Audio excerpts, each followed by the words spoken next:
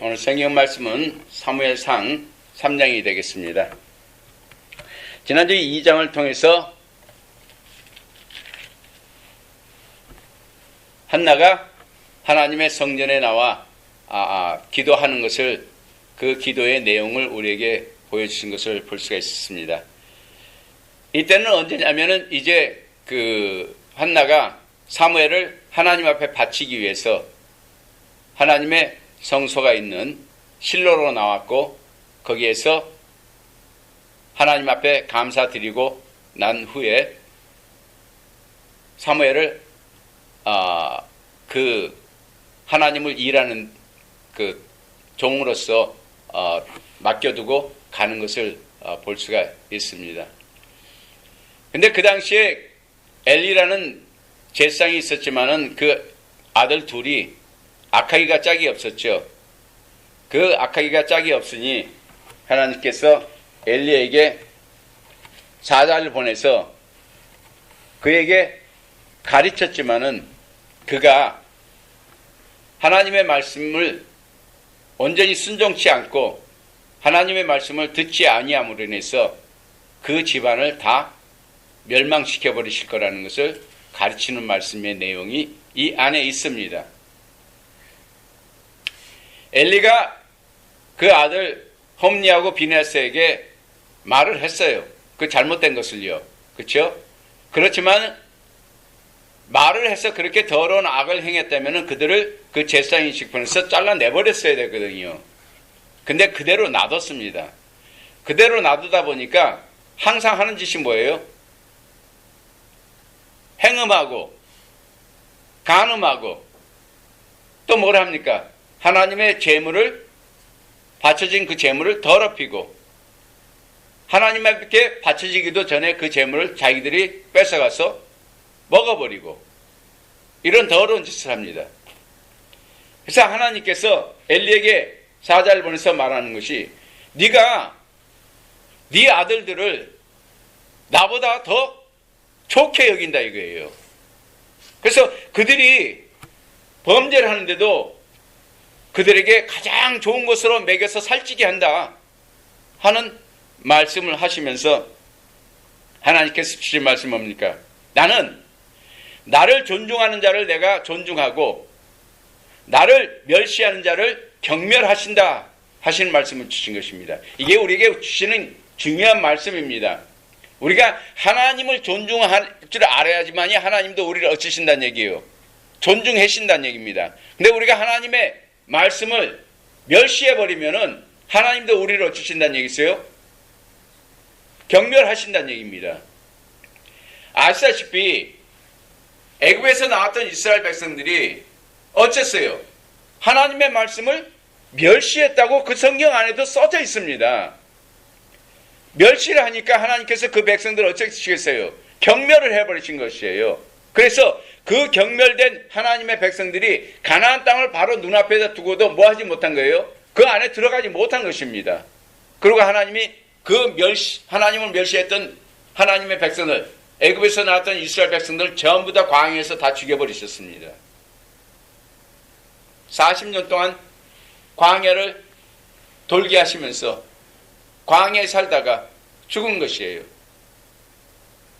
근데 그들이 가나안 땅이 하나님께서 주시는 젖과 꿀이 흐르는 땅이라는 것을 알았느냐 몰랐느냐? 알았습니다. 왜? 이미 정탐꾼들이 들어가서 거기에 있는 과실을 가지고 나왔을 때 어쨌어요? 그 과실이 엄청 크고, 그렇죠? 포도송이가 어쩝니까? 엄청 큰 걸 알았죠? 그래서 두 사람이 포도송이 하나를 두 사람이 메고 올 정도로 그렇게 젖과 꿀이 흐르는 땅이라는 것을 보여줬지만은 그들이 하나님의 말씀을 멸시하고 하나님의 말씀과 능력을 생각한 것보다는 오히려 안악자손을 보면서 뭐예요? 하나님께서 우리를 가나안 땅을 들어가서 젖과 꿀이 흐르는 땅을 주신다 하더니 안악자손들 앞에서 다 죽이려고 우리를 이끌어내셨다. 이렇게 원망을 했습니다. 그리고 이스라엘 백성들이 어쨌어요? 광야에서 10번이나 하나님을 시험을 했습니다. 사실 시험 한 번만 해도 우리가 죽임을 당할 것인데 10번이나 했어요. 그러면은 그 10번이나 했으면은 그들이 하나님 앞에 얼마나 많은 죄를 졌다는 얘기겠습니까? 그렇다고 해서 그 죄를 가르쳤지만은 그들이 하나님께로 돌아왔느냐? 그렇지 않았어요. 그러니까 결국은 어디서 죽은 것이냐? 가나안 땅에서 다 죽게 된, 아니 가나안 땅이 아니라 그 광야에서 다 죽게 된 것입니다. 이 말씀 안에서 엘리를 보고서 하나님께서 하신 것이 뭐예요? 내가 너희 조상 때부터 너에게 준 그 직분이 영영할 것이라고 얘기했지만은 이제는 내가 내 마음을 어쩌시다고요? 바꾸셨다 이거예요. 그래서 누구든지 하나님의 말씀에 온전한 자에게 그 권세를 다 주신다는 얘기예요. 주시겠다고 약속해버리고 네 집안은 어쩐다고요? 다 끊어서 네 집안에서는 늙은 자가 노인이 나올 수 없게끔 젊었을 때 다 죽여버리겠다 이렇게 말씀하셨습니다. 그리고 하나님께서 또 치세요. 엘리의 아들 두 아들이 자기 아버지의 말에 순종치 않았지요. 왜 순종치 아니하게 했느냐? 하나님께서 그들을 죽이시기로 작정했기 때문입니다. 그 말씀은 뭐냐면 우리가 하나님의 종이라 할지라도 하나님의 백성이라 할지라도요. 우리가 범죄하면 하나님은 작정을 하신다는 얘기입니다. 뭐 하려고요? 죽여버리시려고 작정을 한다는 얘기입니다. 근데 하나님을 믿는 예수를 믿는 사람들은 어떤 마음이냐? 교만한 마음이 있어요. 뭐냐? 내가 예수를 믿으니까 나는 죽어도 천국 갈 것이라는 이런 그 교만입니다. 하나님 앞에 겸손하고 경외하는 마음, 하나님 앞에 떨리는 마음으로서 항상 하나님 앞에 나와야 되는데 그 마음이 없어요. 왜 없어진 줄 아세요? 하나님은 사랑의 하나님이시기 때문에 내가 뭘 해도 다 하나님은 사랑하신다. 이렇게들 착각을 하고 있기 때문이에요. 내가 예수를 믿는다고 시인했으니까 나는 구원에 들어간다. 이렇게 착각하고 있기 때문입니다.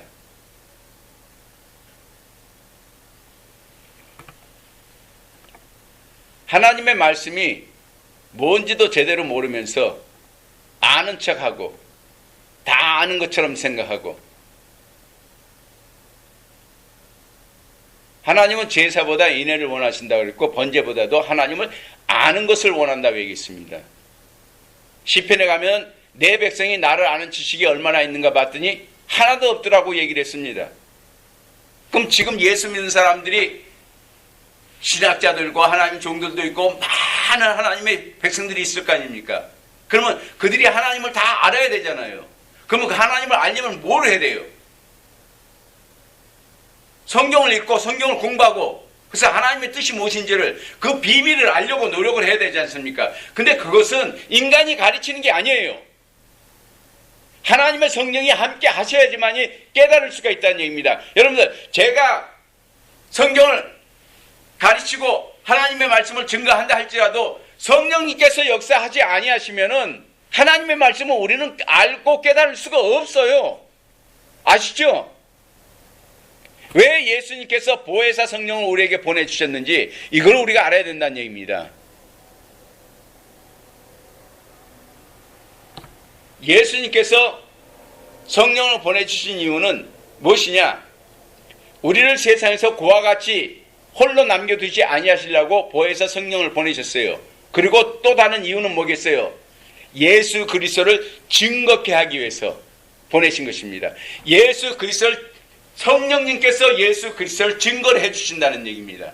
그러면 이 예수 그리스도라는 것이 무엇을 의미냐? 예수님은 말씀이라고 가르쳤어요. 그렇죠? 태초에 말씀이 있었다고 얘기를 했습니다. 그 말씀이 하나님이시고 그 말씀이 예수님이다. 그 예수님이 육신을 가지고서 세상에 오셨다 이렇게 가르치지 않습니까? 이 성경 말씀이 뭐냐? 바로 예수 그리스도인 것이에요. 그러면 예수 그리스도에 관한 것을 알려면은 예수 그리스도를 증거하는 것은 성령님께서 이 성경 말씀을 우리에게 가르치신다는 얘기입니다. 근데 그 성령의 충만함이 없으면은 이 성경 말씀을 깨달을 수가 없다는 얘기예요. 사람들은 성령을 받아서 하나님의 자녀라 인침을 받아서 이제 내가 은사를 받았으면 이제는 나는 누구라고요? 하나님의 자녀가 돼서 나는 무조건 하고 천국 간다. 이렇게들 착각하는데 성령을 받은 자들도 왜 성경에서는 성령을 부인하는 자들이라는 것이 나오는 줄 아시겠어요? 성령을 받은 자들도 성령을 부인하는 자가 될 수도 있다는 얘기입니다. 그래서 성령을 맛봤다 그랬죠. 히브리서 성경에 보면요. 맛보고도 타락하는 사람들이 나온다는 얘기입니다. 그 타락하는 사람들이 한두 사람이 아니에요. 엄청 많은 숫자가 나온다는 얘기입니다. 그 이유는 뭐냐? 하나님께서 사단을 허락하셔가지고 하나님의 백성들을 미혹하게끔 만들어 놓으셨기 때문이에요. 사단은요, 아시다시피 하나님의 독생하신 예수님까지도 시험했던 자예요. 근데 그가 시험했을 때 그 시험한 그 내용을 한번 봐보시란 얘기입니다. 이 사단이 성경 말씀을 모릅니까? 하나님을 모릅니까?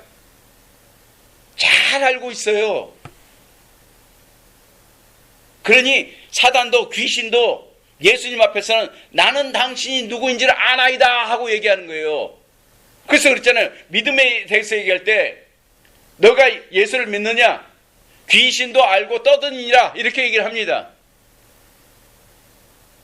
근데 그 정도 믿음을 가지고서 나는 하나님의 자녀야 이렇게 얘기할 수는 없다는 얘기입니다. 히브리서 성경에 보면은 너희가 어린아이의 신앙에서 젖먹이와 같은 자들이 되어 있지 말고 하나님의 말씀으로서 연단받아서 자라라고 얘기하잖아요. 그래서 장성한 자가 되라고 얘기하지 않습니까? 그리고 6장에 가면은 그리스도의 초보를 버리고 이제는 완전한 대로 나가라 얘기하지 않습니까? 근데 아직도 뭐 하고 있다는 얘기예요? 그리스도의 초보만을 배우고 있다는 얘기입니다. 근데 그리스도의 초보도 자기가 알고서 남에게 증거할 수 있는 게 아니라 또 다른 사람에게 또 배워야 돼요. 그러니까 배웠어요. 잊어버렸어요. 배웠어요. 잊어버렸어요. 배웠어요. 잊어버렸어요. 맨날 이거예요. 그러니까 또 다른 사람한테 들어야 돼요. 그리고 듣고 나고 그때 되면 또 아멘 해요. 근데 어째요? 또 잊어버려요. 그래서 누구한테 나가서 하나님의 말씀에 대해서 예수 그리스도의 증거에서 제대로 말도 못합니다. 이런 믿음을 살아있는 믿음이라 가르치지 않습니다. 이런 믿음은 죽은 믿음이라 가르치는 것이에요.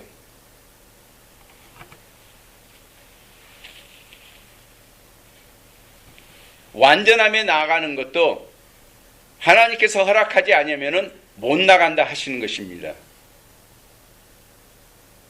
결국 완전한 대로 나가려면 하나님 앞에 칭찬받을 사람들이 돼야지 완전한 대로 나갈 수 있게끔 허락을 하시는 것이지 하나님 앞에 마음이 합당치 못한 자가 되면은 완전한 대로도 못 나가게 하신다는 얘기예요. 그게 그렇게 쉬운 거라고 생각하십니까? 예수님께서 왜 좁은 길로 가라고 했습니까? 왜 좁은 문으로 들어가라 얘기하십니까? 어려운 길이라고 하죠. 협착한 길이라고 하죠. 협착한 문이라. 그래서 많은 사람이 어쩐다고요. 거기는 찾지 아니한다는 얘기입니다.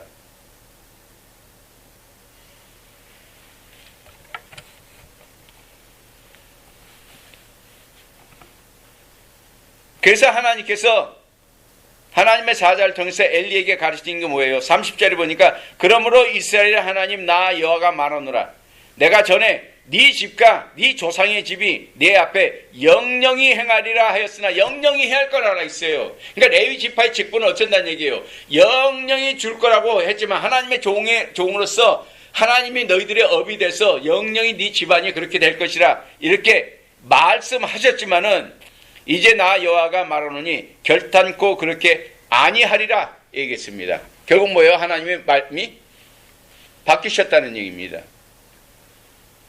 하나님의 백성들이 하나님의 그 레위 지파 집안이 이렇게 하지 않으니까 하나님이 바꾸셨어요.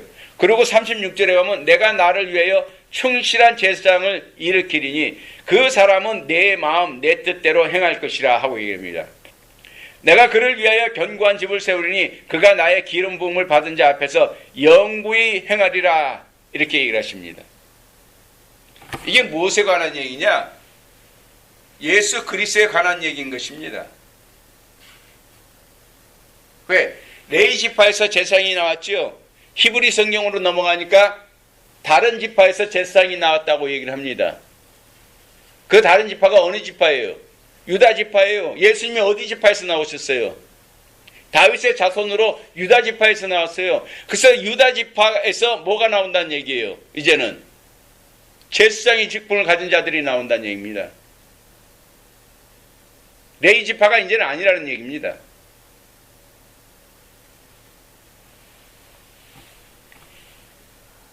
이런 것을 이미 구약 성경에서 하나님께서 어떻게 하실 것이라는 것을 이미 다 성경 안에 써놨었다는 얘기예요. 근데 우리가 이것을 보면은 그냥 쉽게 넘어가겠죠. 아, 이제는 엘리 그 집안이 아니고 다른 집안으로 그게 넘어갔다. 이렇게 생각할 수도 있을 것 같지만은 그게 아니라는 얘기입니다. 그래서 우리가 지난주에 여기까지 성경을 말씀을 우리가 봤었습니다. 오늘은 3장에 있는 말씀을 보는데 한나가 사무엘을 이제 성소에다가 데려다 놓고 그 하나님의 사람들한테 맡겼습니다. 왜 하나님의 사람들이라는 것은 제사장들이나 하나님 성소에서 일하시는 분들 있죠. 그런 분들입니다. 그런 분들에게 이제 맡겨놨어요. 그래서 아이 사무엘이 엘리 앞에서 여호와를 섬길 때는 여호와의 말씀이 희귀하여. 근데 그러니까 뭐냐면은 그 전에는 하나님의 말씀이 자주 내렸었는데 이제는 어찌 됐다는 얘기예요. 사무엘이 엘리 앞에서 여호와를 섬길 때는 하나님의 말씀이 자주 안 왔었다는 얘기예요. 그렇죠? 그러면 왜 안 왔겠어요? 엘리와 그 자식들이 하나님 앞에 범죄를 하니까 그들에게 하나님의 말씀을 주실 이유가 없다는 얘기입니다. 하나님께서 사자를 통해서 그들에게 경고를 했는데 그 집안에 경고를 했는데도 그들이 말을 안 들으니까 그들에게 하나님의 말씀을 주실 이유가 없다는 얘기죠. 이 말씀을 우리가 보면은 우리도 하나님의 말씀을 경고의 말씀을 받았는데 우리가 이 경고의 말씀을 쫓아서 행하지 않게 된다면 우리도 어찌 되겠어요? 하나님의 말씀을 우리에게 주시겠습니까? 안 주시겠지요? 그럼 뭐게 되냐? 하나님의 말씀을 깨달을 수가 없게 된다는 얘기 아니겠습니까? 왜? 그 말씀을 깨닫게 해주는 것은 성령을 통해서 깨닫게 하시는 건데 성령을 통해서 우리를 깨닫게 하지 못하면은 하나님의 말씀은 있잖아요. 성령이 우리와 함께 역사하지 않으시면요. 하나님의 말씀은 다 잊어버릴 수도 있는 거예요. 안 그래요? 여러분들 우리가 성경 공부 많이 하잖아요. 많이 하는데도 어느 성경 하나 이렇게 쉽게 말해서 지금 우리가 사무엘상을 합니다. 사무엘상이 긴 상하로 해가지고 길지 않습니까? 그럼 이거 다 끝나려면 1년이 걸릴 수도 있고 그래요. 그러면 그 전에 배웠던 거 생각했던 거 기억이 납니까? 안 날 때가 많이 있죠. 그래서 우리는 더욱더 많은 시간을 할애해서 하나님의 말씀을 우리가 공부를 해야 되는 것이에요. 진짜 할 수만 있다면 매일 하나님의 성전에 나와서 하나님의 말씀을 공부해야 되는 것이 우리라는 얘기입니다. 그래야지만이 우리가 하나님의 말씀을 항상 먹으니까 그 말씀이 우리 안에서 살아서 역사할 수가 있는 것입니다. 보통 교회에서 일주일에 예배 한번 딱 보고 그 다음에 성경책 거들떠보지도 않죠. 그렇게 되면 어찌 되겠어요? 그리고 우리처럼 한 장을 통째로 이렇게 다 보고 또 시간이 되면 2장도 가고 시간이 되면 또 3장도 가고 이렇게 하는 것이 아니고 어째요? 한 절, 2절 자기들이 읽을 것만 딱 정해놓고 그거로 끝내버리는 경우들은 많이 있습니다. 그러면은 생각해보세요. 이거를 그렇게 해가지고 언제 다 공부를 합니까? 성경 말씀을. 평생 가도 못 끝낼 거리요? 평생 가도 안 읽어본 성경책 있을 거라는 얘기입니다. 그러니까 평생 예수 믿고 교회 다니셔도 성경을 일독도 못하는 사람들이 나올 거란 얘기입니다. 안 그러겠어요? 당연하지요. 왜? 성이 예배 볼 때만 보고 그 다음에는 덮어버리니까요. 그런 사람들이 어떻게 예수를 알아요? 어떻게 하나님을 압니까? 알 도리가 없지요.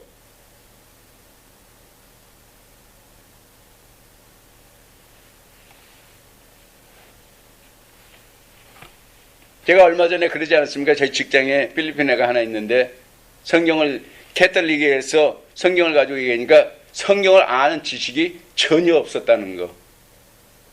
근데 자기가 뭐라고 그래요? 자기 캐톨릭이다 이게. 근데 성경을 아는 지식은 없어요. 아무것도 없어요. 아브라함이 누군지, 야곱이 누군지, 이삭이 누군지 몰라요. 그것도 그 친구가 얘기하는 게 넷플릭스 보니까 뭐가 나요? 모세에 관한 얘기가 나오더라. 그 영화를 자기가 봤대요. 그래서 그 영화에 대해서 저한테 얘기하다가 성경 얘기를 했어요. 근데 아무것도 몰라요.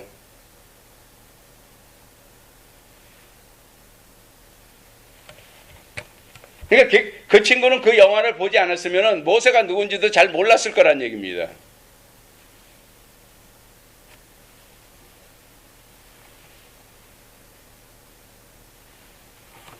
이것이 캐톨릭만을 중점적으로 얘기하고자 하는 게 단 한 사람뿐이었으니까. 근데 성경에서 가르치는 말씀을 보면은 내 백성이 나를 아는 지식이 얼마나 있는가 봤더니 전혀 없다고 얘기하지 않습니까? 그 말씀이 그런 하나님을 믿는다는 사람들에게 적용이 된다는 얘기예요. 무관하지 않다는 얘기입니다. 지금 예수 믿는 사람들이요, 하나님의 말씀 모르는 사람들 엄청 많아요.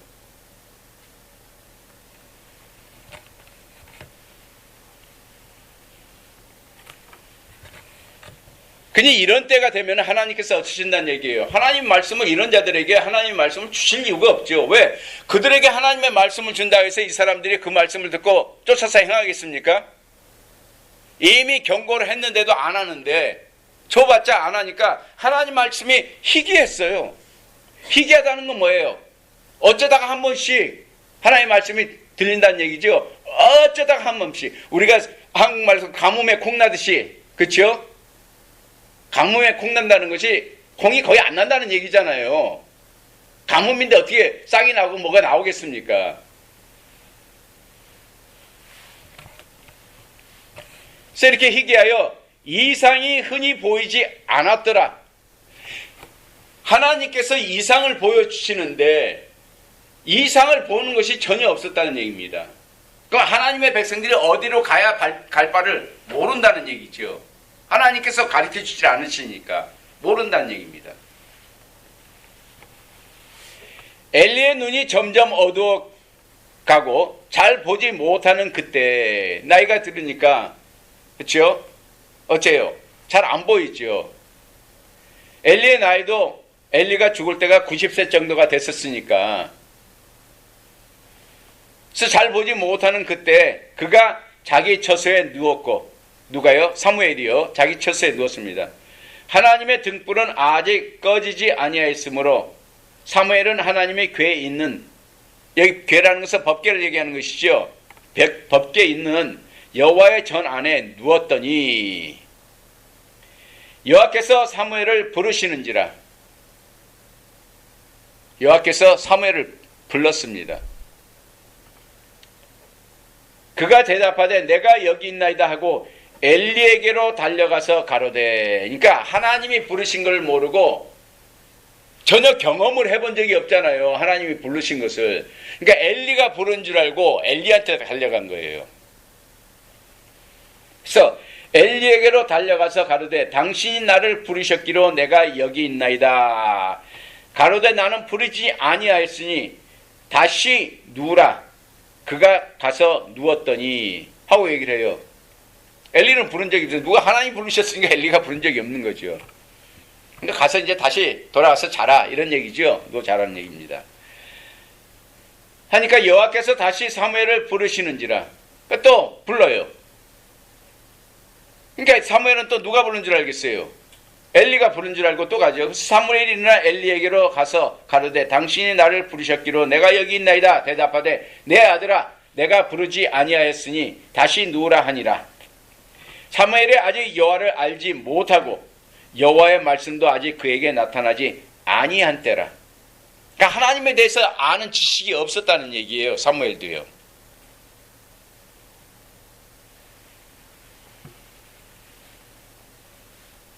그러면 하나님께서 사무엘에게 나타나는 이유가 뭐겠어요? 하나님을 알리시기 위해서, 가르치기 위해서 나타나신 거 아니겠습니까?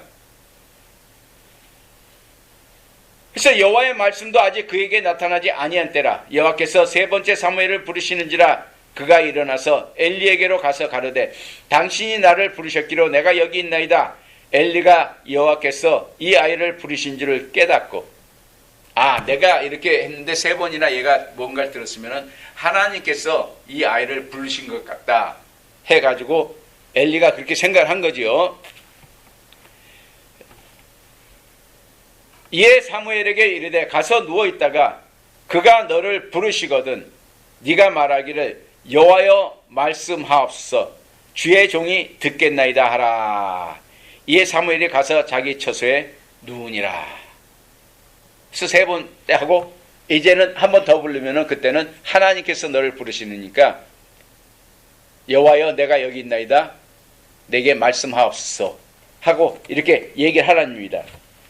그래서 주의 종이 듣겠나이다. 여호와께서 임하여 서서 전과 같이 사무엘아 사무엘아 부르시는지라.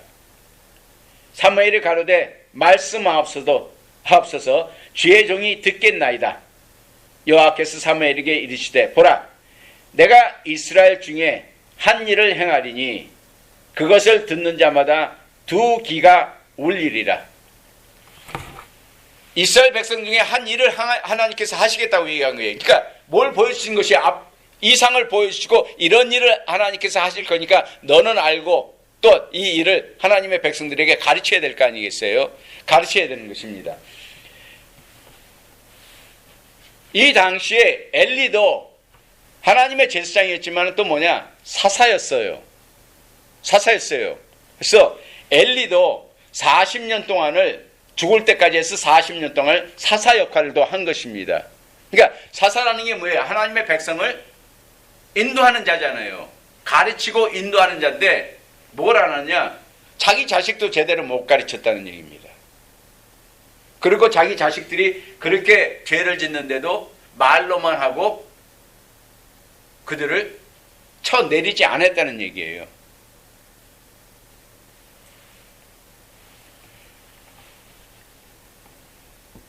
그러면 사무엘은 뭐냐? 사무엘은 엘리 다음으로 뭐가 되는 것이겠어요?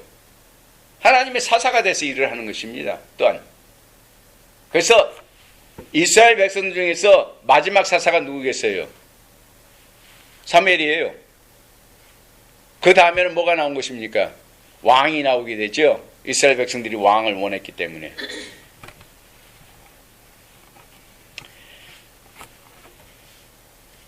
그래서 하나님께서 사무엘에게 내가 한 일을 너에게 가르치겠다. 근데 이것을 갔는데 듣는 자마다 두 귀가 울리리라. 귀가 울릴 것이다. 이 말씀 뭐냐면 결국은 듣는 자들이 놀랄 것이라는 얘기입니다. 이 말씀을 듣게 되면은 이런 일이 하나님의 백성들에게 일어날 것인데 무엇에 관한 것을 얘기했는가 봤더니 내가 그 집을 영영토록 심판하겠다고 그에게 이른 것은 하고 얘기할 때 뭐냐면은 죄송합니다. 앞에 것을 좀 뺐죠. 다시 읽을게요. 11절을 보니까 여호와께서 사무엘에게 이르시되 보라 내가 이스라엘 중에 한 일을 행하리니 그것을 듣는 자마다 두 귀가 울리리라. 12절에 내가 엘리의 집에 대하여 말한 것을 처음부터 끝까지 그날에 그에게 다 이루리라 그랬습니다. 그러니까 무엇에 관한 얘기를 한 것이에요?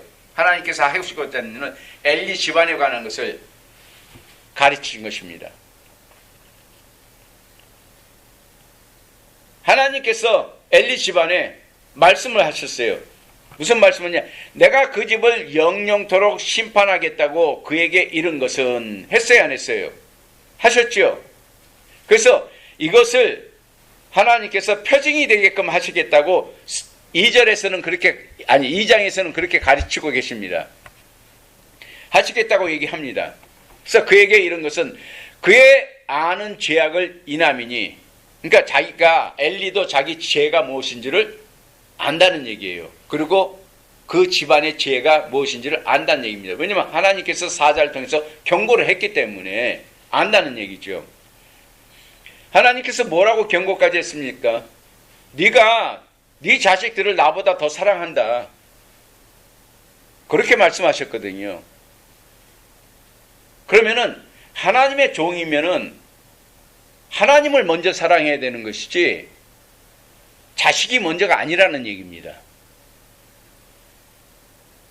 하나님에 대한 사랑이 먼저 나타나야지만이 그 자식에게도 하나님께서 복을 주실 수가 있는 거지만은 하나님의 말씀을 멸시하고 존중하지 아니하면은, 그리고 내 자식만을 보고 내 자식만을 사랑하면서 하나님의 말씀을 안 들어버리면은 어찌 된다는 얘기예요? 그 집안을 다 심판을 해버리신다는 얘기입니다. 아시다시피 홈리와 비누아스가 어쩝니까? 성전 회막에서 수종드는 여자들을 데리고 뭐예요? 간음을 하고 행음을 행하지 않습니까? 그 거룩한 성전 있는 회막에서 그 짓을 하는데 아무리 아비라 할지라도 어찌해야 돼요? 성경에 보면 있죠. 율법에 보면 있죠. 자식이라 할지라도 하나님의 말씀을 멸시하고 경홀히 여기는 자는 죽이라고 가르칩니다. 그렇게 무서운 법인 것이에요.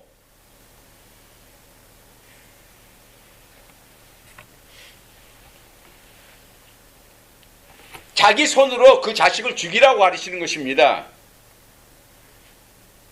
하나님께서 경고까지 했어요.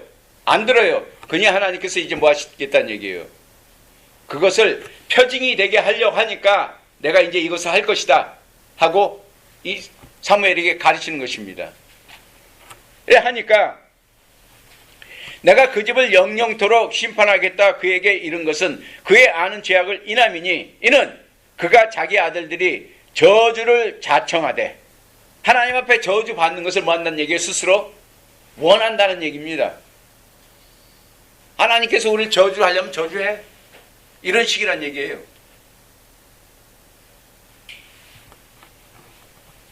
저주를 자청하되 금하지 아니하였음이니라. 그러면 엘리가 그것을 뭐 해야 되겠어요? 그 자식들을 금해야 되지 않습니까? 쉽게 말하면 쫓아내버리든지 해야 되는 거예요. 근데 그러지도 않고 오히려 뭐 했어요? 그들이 성전에서 하나님 앞에 제사 드리는 것을, 제물을 갖고 오면은 사환들을 보내가지고 어쩝니까? 야, 번제 그거 고기 태우기 전에, 그렇죠? 바비큐 하기 전에, 쉽게 말하면 그렇죠? 하기 전에 우리한테 먼저 줘. 이런 식이에요. 우리가 먼저 바비큐해서 먹겠다고. 또한 하나님 앞에 그 제물을 드리려고 고기를 솥에 집어넣어서 삶았습니다. 삶았으면 어째요? 야, 그거 줘. 하나님 앞에 바치고 너에게 줄게. 그러면 그러고 나중에 먹어라. 왜냐하면 제사장한테 줄 수 있잖아요. 그러니까 뭐라 그래요? 아니라 우리가 먼저 먹겠다. 이런 자들입니다.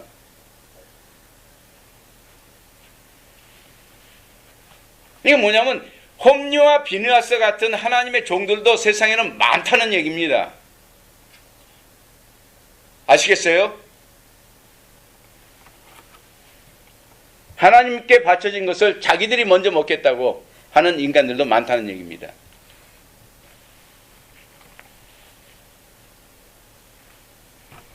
하나님께 바쳐진 것을 가지고서 자기들의 부를 축적하고, 이런 것들이 다 홈리와 비느하스 같은 자들인 것이에요.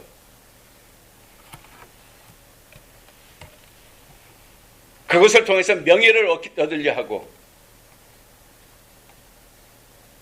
그것을 통해서 권세를 얻으려 하고, 똑같은 거예요.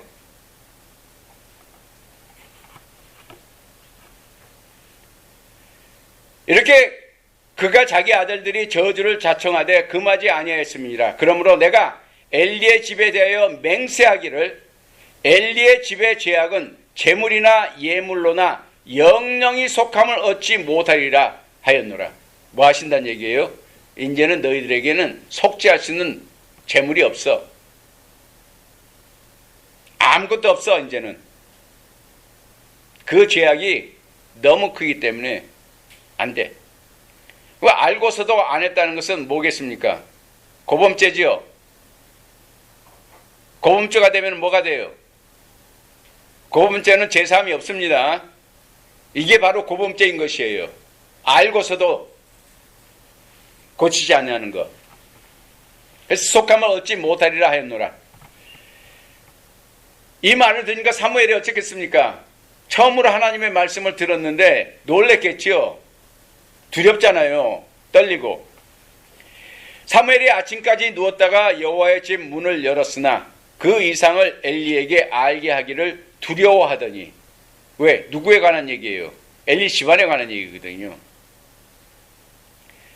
두려워하더니 엘리가 사무엘을 불러 가로되 내 아들 사무엘아 하니 대답하되 내가 여기 있나이다. 가로되 네게 무엇을 말씀하셨느냐. 엘리는 알아요. 이제 하나님께서 사무엘을 부른 줄 알기 때문에. 그래서 하나님께서 너에게 뭐라고 말씀하시더냐 하고 얘기합니다. 청하노니 내게 숨기지 말라. 네게 말씀하신 모든 것을 하나라도 숨기면 하나님이 네게 벌을 내리시고 또 내리시기를 원하노라. 근데 어째요? 사무엘이 하나님 앞에 벌 받으면 또 안 되니까 어쩝니까? 사무엘이 세세히 말하고 조금 더 숨기지 아니하니, 숨기지 않고 다 얘기하더라. 아니하니 그가 가로되 이는 여호와시니 선하신 소견대로 하실 것이니라 하니라 되겠습니다.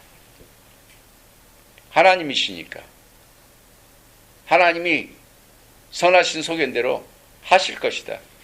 자기 집안이 뭐 받는다는 얘기예요? 결국은 자기 집안이 뭘 받는다는 얘기겠어요? 심판 받는다는 얘기잖아요. 근데 재밌는 게 뭐냐? 회개를 안 해요. 자기 집안을 멸한다 그러면은 사람들이 어째 돼요? 어째야 돼요? 그러니까 하나님이 엘리에게도 회개하는 심령조차도 안 주신다는 얘기입니다. 이미 하나님께서 결정을 해버리셨기 때문에, 그러니까 엘리도 어쩐다는 얘기예요. 하나님의 선하신 소견대로 행하시리라. 이렇게 얘기하고 끝내버리는 것이에요.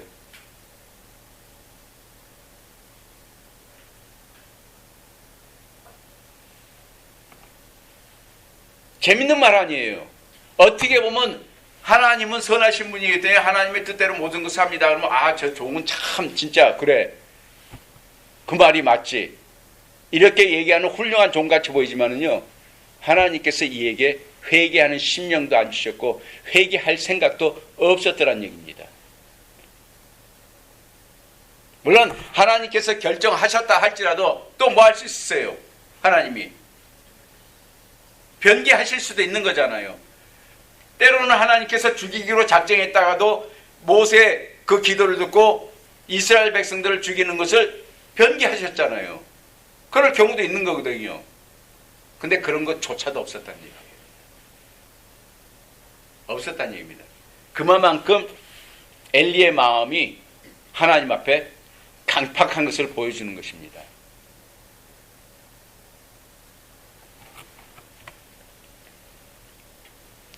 사무엘이 자라매 여호와께서 그와 함께 계셔서 그 말로 하나도 땅에 떨어지지 않게 하시니, 그러니까 하나님 앞에 하나님이 항상 엘리에게 뭐 하는 거예요? 하나님 말씀을 주셨다는 얘기죠. 근데 그 말씀을 가지고 하나님의 백성들에게 얘기를 하니까 그 말씀이 그대로 다 이루어지더라는 얘기예요. 그러니까 땅에 떨어지지 아니했다는 것은 이루어지지 아니하는 것이 없다는 얘기입니다. 엘리에게 사무엘에게 주신 그 모든 말씀들이. 그러니까 그 사람들이 이제 생각할 때 사무엘은 뭐라고 생각했어요? 이거 하나님의 종이다. 하나님 선지자다. 이렇게 생각하는 거 아니겠습니까?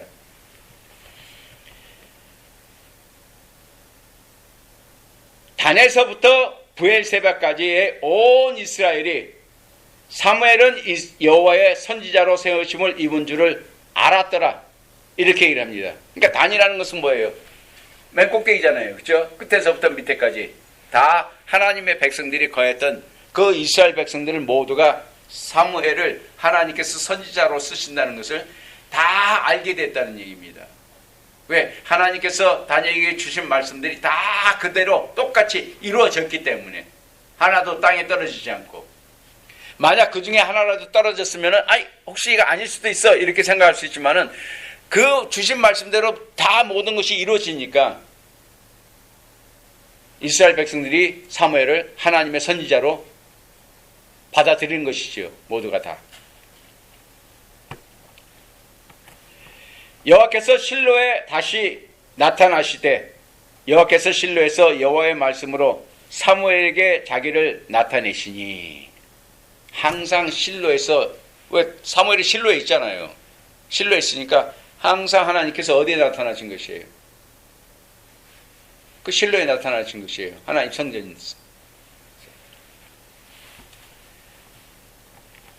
4장을 보도록 하겠습니다. 사무엘의 말이 온 이스라엘에 전파되니라. 온 이스라엘에 전파를 했어요. 하나님 말씀을 받으면 그 말씀 어쩐다는 얘기예요. 하나님 백성들에게 가르치니까 그 말씀들이 다 온 지파에 전파되는 것이죠. 전파되니라. 이스라엘은 나가서 블레셋 사람과 싸우려고 에벤에셀 곁에 진치고 블레셋 사람은 아벡에 진쳤더니 이스라엘을 대하여 항오를 벌이니라. 그 둘이 싸우다가 이스라엘이 블레셋 사람 앞에서 패하여 그들에게 전쟁에서 죽임을 당한 군사가 4,000명 가량이라. 하나님의 백성하고 누가고요? 블레셋 사람하고 전쟁이 일어났지만은 누가 이겼어요? 블레셋 사람들이 이겼어요. 왜 블레셋 사람들이 이겼느냐? 그때 사사가 아직도 누구였기 때문이에요? 엘리였기 때문입니다. 그때 하나님의 백성 중에 가장 어른된 자가 누구냐? 바로 엘리였기 때문이에요. 그러니까 하나님께서 같이 안 하신다는 얘기입니다. 같이 하지 않으신다는 얘기예요. 만약 엘리가 하나님 앞에 온전했다면은 전쟁에서 나와서 싸웠을 때도 어쩌겠어요? 이렇게 전쟁에 지고 많은 사람이 죽지 아니었을 거라는 얘기입니다. 전쟁이 나서 4,000명이 죽었습니다. 근데 이걸로 끝나는 게 아니죠. 더 많은 사람이 죽습니다. 백성이 진으로 돌아오매 이스라엘 장로들이 가로되 여호와께서 어찌하여 우리로 오늘 블레셋 사람 앞에서 패하게 하셨는고. 이게 생각하는 게 장로들이에요. 장로들이라는 게 어른들이잖아요. 어른들이 생각해보면 왜 하나님께서 우리로 하여금 전쟁에 나가서 그 전쟁에서 지게끔 하셨느냐 이게요. 여호와께서 함께 하신다면 그 전쟁에 나가서 반드시 이겨야 되는데 쳤다 이거예요. 그러면 그 원인 분석을 하는 거겠죠. 하나님 장로들이, 어른된 자들이 원인 분석, 우리가 하나님 앞에 무엇을 잘못했기 때문에 이렇게 된 것이냐 생각을 합니다. 생각을 하는데 여호와의 언약궤를 실로에서 우리에게로 가져다가 우리 중에 있게 하여 그것으로 우리를 우리 원수들의 손에서 구원하게 하자 하니. 뭐 한 거예요? 하나님의 법궤가 없어서, 우리에게 없어서, 진중에 하나님의 법궤가 없어서 그러신가 보다 해가지고 그 사람들이 생각한 게 뭐예요? 하나님의 법궤를 뭐 하자고요? 우리 진중으로 가져오자 이거예요. 그러면은 하나님께서 우리를 구원하실 것이다. 그 싸움에서 우리로 하여금 이기게 할 것이다. 이렇게 생각을 한 것입니다. 그런데 아시다시피 하나님의 법궤가 있다 할지라도 그 전쟁에서 이기는 것이 아니에요. 무엇이냐? 아시다시피 여호수아 때도 있잖아요. 여호수아 때도 전쟁을 나갔으면은 한 3,000명만 가지고 왔어도 그 사람들을 싸워서 이길 것이라 얘기를 했습니다. 나가서 졌어요. 졌어요. 두 번째 나가서도 어쨌어요. 그때 뭐라 그랬냐면 하나님께서 뭐라 그러는지 아세요? 나가서 싸우라 그랬어요. 이길 것이라 얘기했습니다. 이길 거라 얘기했어요. 근데도 어쨌어요? 졌어요. 졌어요. 또 나가서 싸웠어요. 하나님 앞에 여쭸어요. 하나님께서 뭐라 그래요? 그 당시에 보면 있잖아요. 우리가 전쟁에서 나가서 싸울 때 어디냐면 그 당시 아마 이게 사사기에 있는 말씀일 거예요. 베냐민 지파하고 전쟁을 하지 않습니까? 베냐민 집, 그 내용이 사사기에 있었던 내용. 제가 좀 맛이 좀 갔나 봐요. 기억이 잘 그런데 하여튼 나가서 싸우라 그랬는데 하나님께서 맞아요. 거기 사사기에 있었어요. 베냐민 지파하고 싸울 때. 그러니까 그 여호수아 때가 아니라 나가서 싸울 때 뭐라 했냐면은 가서 이길 것이다 이렇게 얘기해요. 여호수아 때도 그런 적이 있어요. 전쟁에 나가서 싸워가지고 진 적이 있습니다. 이 전쟁에 나가서 싸운다 해서 법궤를 가지고 간다 뭐 한다 해가지고 이기는 게 아닙니다. 하나님의 뜻대로 모든 것을 해야 되는 것이에요. 근데 싸울 때 어쨌어요? 우리가 누구를 먼저 보내서 싸울까 하니까 유다 지파를 데려와서 먼저 싸우라 했어요. 전쟁에 나가서 어쨌어요? 졌어요. 그 다음에 또 울고불고 난리치면서 우리가 어떻게 하면 싸워서 이길까 해서 하나님 앞에 여쭈니까 또 나가서 싸우라 하고 얘기했습니다. 싸우라고 얘기해서 하나님께서 허락을 하신 거예요. 그래서 나가서 싸웠어요. 근데 어쨌어요? 또 졌어요. 세 번째는 어쨌습니까?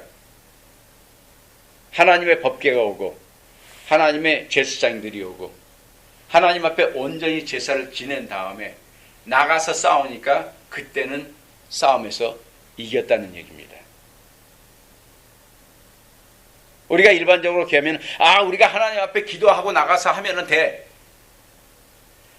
그 기도가 하나님 앞에 순전하고 하나님이 받으실 만한 기도였느냐 이게 중요하다는 얘기입니다. 그러지 못하고 그냥 우리가 잘못 배운 지식을 가지고서 그냥 우리는 한 마음으로 기도하고 나가서 싸우면은 우리가 이길 수 있고 한 마음으로 기도하고 나가서 하면은 우리가 그것을 성취할 것이다. 하나님께서 그렇게 만들어 줄 것이다 하지만은 절대 그렇지 않다는 얘기예요. 여기서도 어쩝니까? 우리가 그 전쟁에 진 것은 하나님의 법궤가 우리 안에 없기 때문에 우리가 이 싸움에서 진 것 같다. 아니, 장로들이 뭐라 그러세요? 법궤를 우리 진중으로 가져오자. 그러면 그것이요. 그 법궤가 우리를 뭘 거라고요? 구원할 것이다. 하고 얘기를 했습니다. 근데 아시다시피 그 당시에 제사장이 누굽니까? 홈리와 비느하스입니다. 홈리와 비느하스예요. 그 당시에는 법궤를 매려면요 제사장이 아니면 그 법궤를 맬 수가 없어요. 그렇죠? 그래서 제사장인 홈리와 비느하스가 메고 어디로 옵니까? 진중으로 오고 그 전쟁을 나가서 싸울 때 자기들이 메고 가서 싸우지만 결국 그게 그대로 되지 않더라는 얘기입니다. 그래서 우리 성경을 한번 보겠어요.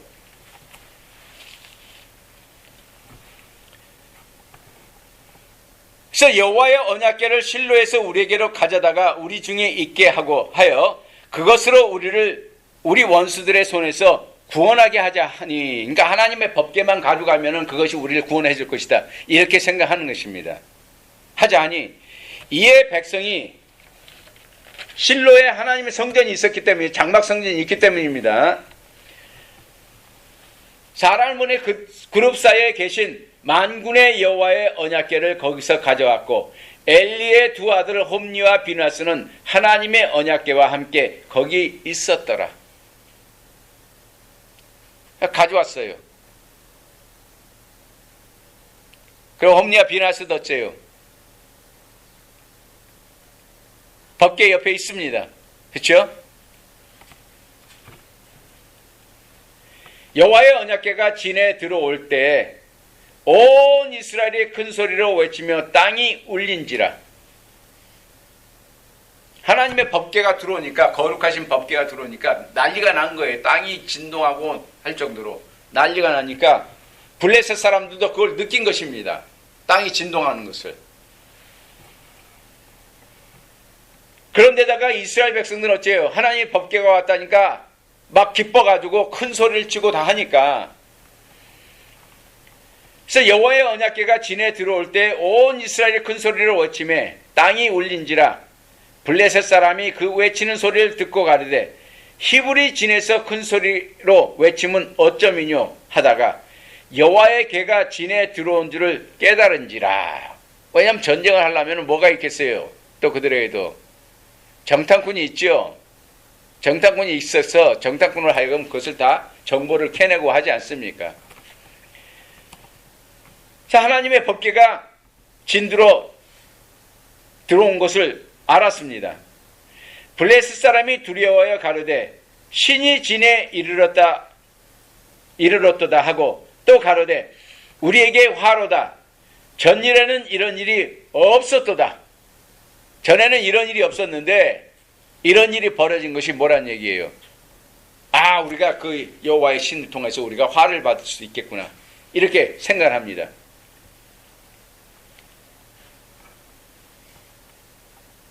또 가로되 우리에게 화로다. 전일에 이런 일이 없었다 한 다음에 우리에게 화로다. 누가 우리를 이 능한 신들의 손에서 건지리요.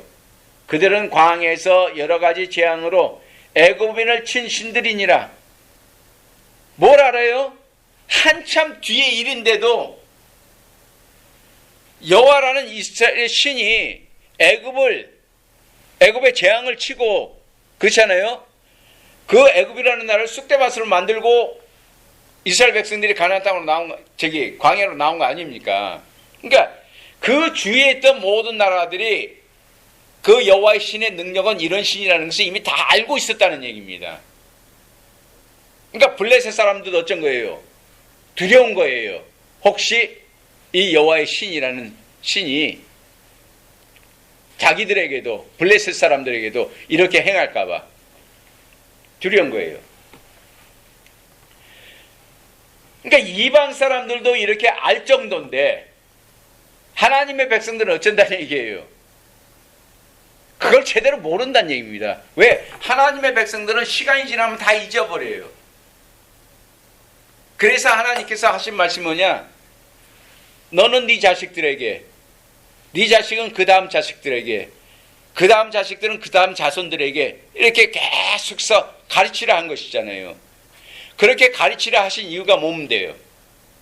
그래야지만이, 제가 오늘 아까도 시편 78편을 읽었습니다. 옛적에 관한 일이라 하는 것을 하나님께서 이스라엘 백성의 그 옛적에 관한 일을 비유로 내가 너에게 가르치겠다는 말씀을 시편 78편을 읽었어요. 그 내용이 이 내용하고 똑같은 내용입니다. 그래서 이스라엘 백성들에게 하나님께서 이것을 가르치신 이유는 그래야지만이 이들이 하나님을 떠나지 않고 하나님을 바르게 섬길 것이라는 얘기입니다. 하나님 앞에 범죄하지 않고. 근데 이스라엘 백성은 어쩐다는 얘기예요? 말로는 들어서 아는 것 같지만은 그것을 마음에다 새겨놓지는 아니한다는 얘기입니다. 여러분들 하나님의 말씀이라는 것이 마음에 새겨지지 아니하면 있잖아요. 그거 아무 의미 없어요. 아시겠어요? 한 귀로 들어갔다가 어째요? 우리 한 말에 한 귀로 들어갔다 한 귀로 다른 귀로 나온다고 얘기하지요. 마이동풍의 우이독경이다 뭐 이런 얘기 하지 않습니까? 예? 소위의 경읽기 같은 거. 하나님의 말씀이 아무리 읽어도 들어도 어쩐다는 얘기예요. 그 손 못 깨닫는다는 얘기 아닙니까?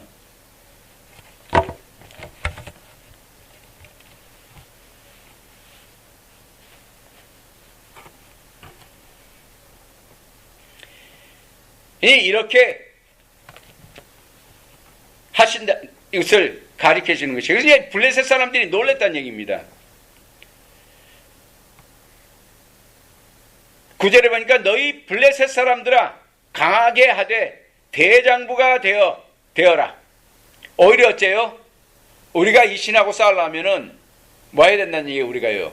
더 강해지고 대장부 같은 사람들이 돼야지만이 이 전쟁에 나가서 뭐 할 수 있다는 얘기입니까? 이길 수 있다는 얘기입니다. 너희가 히브리 사람의 종이 되기를 그들이 너희의 종이 되었던 것 같이 말고, 뭐 하지 말라는 얘기예요? 야, 우리가 전쟁이 지면 히브리 사람의 종이 되니까 그들이 옛날에 종이 되었던 것처럼 우리가 그런 종이 되지 말자. 그래서 대장부 같이 강하게 싸우자. 이렇게 얘기를 합니다. 그래서 이렇게 대장부 같이 되어 싸우라 하고 블레셋 사람이 쳤더니 이스라엘이 패하여 각기 장막으로 도망하였고 사륙이 심히 커서 이스라엘 보병이 엎드려진 자가 3만이었으며 처음에는 4천이었지만은 두 번째 싸움에서는요 3만 명이 죽어버렸습니다. 하나님의 법궤를 가져간다고 해서 싸움에 승리한다는 얘기가 아니에요. 그래서 이렇게 됨으로 인해서 하나님의 법궤를 어쨌어요? 법궤까지도 빼앗겨 버렸죠. 그랬다가 이제 우리가 성경을 아는 사람들 알겠지만은 이 블레셋 사람들이 자기들의 신전에다 집어넣고 해야니까 별의 별일이 다 일어나죠. 그래가지고 골칫거리가 그들에게는 생겼습니다. 이 법궤를 어떻게 해야 되느냐. 그러니까 자기들의 신을 섬기는 그 제사장이라는 사람들이 이스라엘 그 하나님께는 이렇게 제사를 지내고 이렇게 해야지만이 그 화가 우리에게 안 떨어진다 하는 것까지도 알고서 오히려 이방 사람들은 그렇게 하는데 어찌 하나님의 백성들 어째요? 그러지 아니하더란 얘기입니다. 생각해보세요. 자기들의 신의 그 상징과 같은 법궤를 이방 사람들에게 뺏겨버렸어요. 그리고 나중에 찾은 게 어쩝니까? 그것을 법궤를 가져오는 거 보고 다윗이 춤을 추고 한 것이 나오지요. 그 법궤를 찾으려고 노력을 하지 않습니까?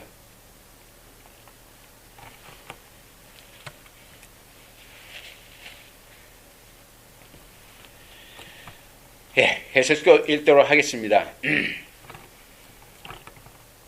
11절이니까 하나님의 궤는 빼앗겼어요. 블레셋 사람들에게요. 엘리의 두 아들 홈니와 비나스는 죽임을 당하였더라. 왜? 하나님께서 죽이기로 작정을 하셨기 때문에 이 전쟁을 통해서 죽여버리신 것이에요. 그러니까 아무리 법궤가 하나님의 백성들의 진에 있다 해서 그 전쟁이 이긴다는 얘기가 아닙니다.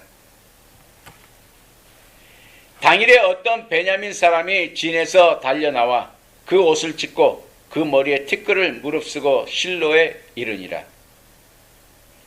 그가 이를 때 엘리가 길 곁 자기의 의자에 앉아 기다리며 그 마음이 여호와의 궤로 인하여 떨릴 즈음이라. 그 궤가 어떻게 됐는지 소식을 알고 싶은데 모르니까 그 사람이 오니까 어쩌겠어요? 하나님의 궤가 그 법궤가 어떻게 됐느냐 하고 물어볼 거 아닙니까? 떨릴 즈음이라. 그 사람이 성에 들어오며 고함에 온 성이 부르짖는지라. 엘리가 그 부르짖는 소리를 듣고 가로되 이 호나하는 소리는 어쩌미뇨. 왜요? 전쟁에서 지고 왔지 않습니까? 그러니까 울고불고 난리가 난 거죠. 하나님의 법궤까지도 뺏겨버렸고.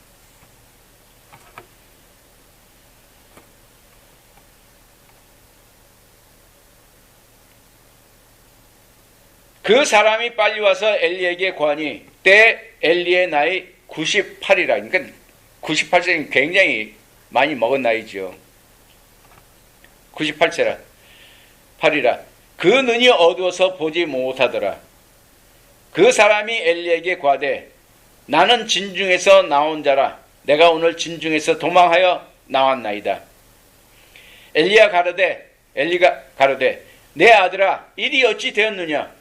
소식을 전하는 자가 대답하여 가로되 이스라엘이 블레셋 사람 앞에서 도망하였고 백성 중에는 큰 사륙이 있었고 당신의 두 아들 홈니와 비느하스도 죽임을 당하였고 하나님의 궤는 빼앗겼나이다 하고 얘기했습니다. 하나님의 궤를 말할 때 엘리가 자기 의자에서 자빠져 문 곁에서 목이 부러져 죽었으니 나이 많고 비둔한 연고라. 나이도 많았지만 어째요? 잘 먹고 잘 때문에 살도 찌고 했다는 얘기입니다. 그가 이스라엘 사사가 된 지 40년이었더라. 사사였다고 얘기하지 않습니까?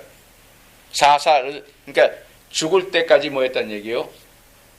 사사로 있다가 40년을 동안 이스라엘 백성 중에서 사사의 역할을 했지만은 이가 하나님의 말씀을 듣지 않고 정정치 아니함으로 인해서 그 자식들이 죽어버렸고 그 다음에 엘리가 죽었고 그것도 그냥 편하게 준 게 아니라 그 의자 앉았다가 의자가 부러져 가지고 목이 부러져서 죽은 거 아닙니까?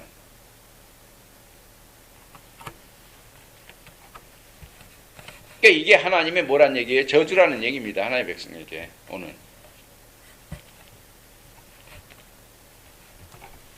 근데 이런 저주가 저와 여러분에게도 올 수가 있는 것입니다. 그러니까 명심을 하셔야 돼요, 우리가요. 항상 하나님 앞에. 그의 며느리 비느하스의 아내가 잉태하여 산기가 가까웠더니 하나님의 궤에 빼앗긴 것과 그 시부와 남편의 죽은 소문을 듣고 갑자기 아파서 몸을 굽으려 해산하고 죽어갈 때, 그러니까 뭐예요? 애를 낳고 뭐했다는 얘기예요? 그 아내도 죽었다는 얘기죠. 죽어갈 때 곁에 섰던 여인들이 그에게 이르되 두려워 말라. 네가 아들을 낳았다 하되 그가 대답지도 아니하여 관념치도 아니하고. 왜? 집안 식구들이 다 죽었잖아요. 그렇죠? 자기 남편도 죽었고 시아버지도 죽었고. 그러니까 아이를 낳았다 할지라도 뭐 하지 않는다는 얘기예요. 아들을 낳았다 할지만은 아들을 낳았다면 기뻐해야 되는 거 아니겠어요? 근데 기쁘지도 않다는 얘기예요. 관념하지 않는다는 게 무슨 게 있어요? 아무 생각이 없다는 얘기입니다. 그거에 대해서. 느낌이 없다는 얘기죠. 관념치도 아니하고 이르기를 영광이 이스라엘에게서 떠났다 하고 아이 이름을 이가봇이라 하였으니, 이가봇이라는 뜻이 뭐예요? 영광이 없다라는 뜻입니다. 그러니까 하나님의 백성 중에 뭐가 없다는 얘기예요? 영광이 없다. 영광이 이스라엘에게서 떠났다는 것은 하나님이 떠났다는 얘기잖아요. 결국은요. 하나님이 떠나셨다는 얘기입니다.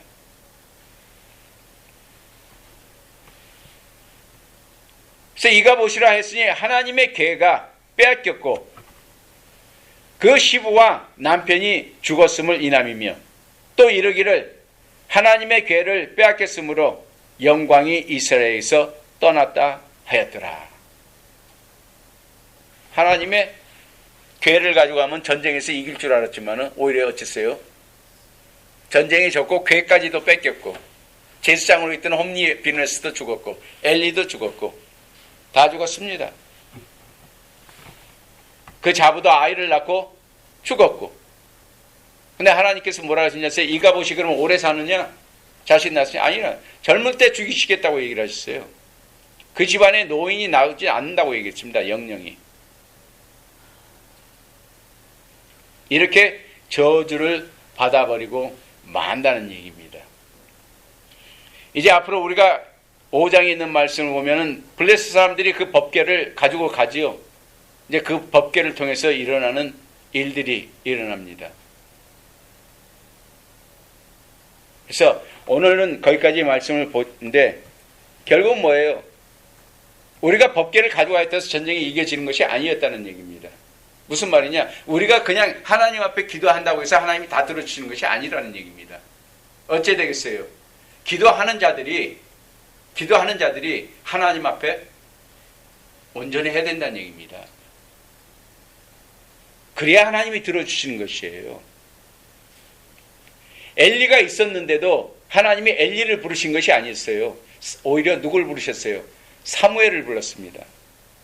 왜? 하나님께서 엘리의 집안을 심판하시기로 작정을 하셨기 때문에 엘리에게 하나님의 말씀을 준 것이 아니고 그 다음에 하나님의 말씀이 희귀했다고 얘기했는데도 엘리에게 주는 게 아니라 엘리가 하나님의 그 이스라엘 사사였잖아요. 그런데도 엘리에게 주신 게 아니라 누구에게 줬어요? 사무엘에게 줬어요.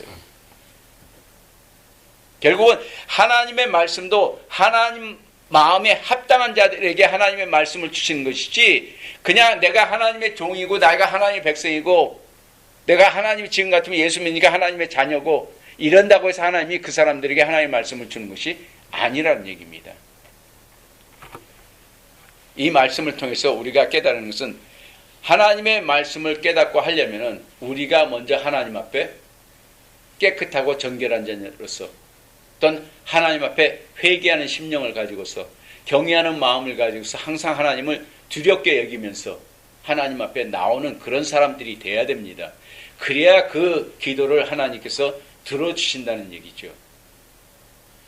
무조건 자기들 생각에 하나님은 이렇게 하면은 우리가 하나님께서 이 법궤만 있으면 하나님이 우리를 구원하시고 보호하실 것이야. 전쟁에서 이기게 하실 것이야. 아니잖아요. 자기들의 인간의 생각이었을 뿐이잖아요. 인간의 생각을 가지고서 하는 것이 아니라 하나님께서 무엇을 기쁘게 여기시는지를 성경 말씀을 통해서 바로 알고 그렇게 마음을 갖고 하나님 앞에 기도하고 간구해야지만이 들어주시는 것이지 그냥 무조건 한다고 해서 다 들어주는 것이 아니라는 얘기입니다. 여러분들 오늘 이 말씀을 통해서 우리가 하나님의 뜻 안에서 바로 설 수 있는 자녀들이 되게 해 바로 설 수 있는 우리가 되어야 되겠고 진짜 우리들도 하나님의 군병으로서 전쟁을 나가서 싸우는 사람들이 돼야 되지 않겠습니까? 우리의 싸움이라는 것은 육체의 전쟁이 아니고 영의 전쟁 아닙니까? 그 영의 전쟁에서 싸울 때 하나님 앞에 간구하고 하나님이 우리 편이 돼서 우리와 함께 하셔야지만 그 전쟁을 우리가 이길 수 있지 않습니까? 그러려면은 우리의 간구하는 그 마음이 하나님 앞에 순전하고 온전해야 된다는 얘기입니다. 그래서 여러분들 그런 마음을 가지고서 나갈 수 있는 분들이 되시기를 주님의 이름으로 축원드립니다.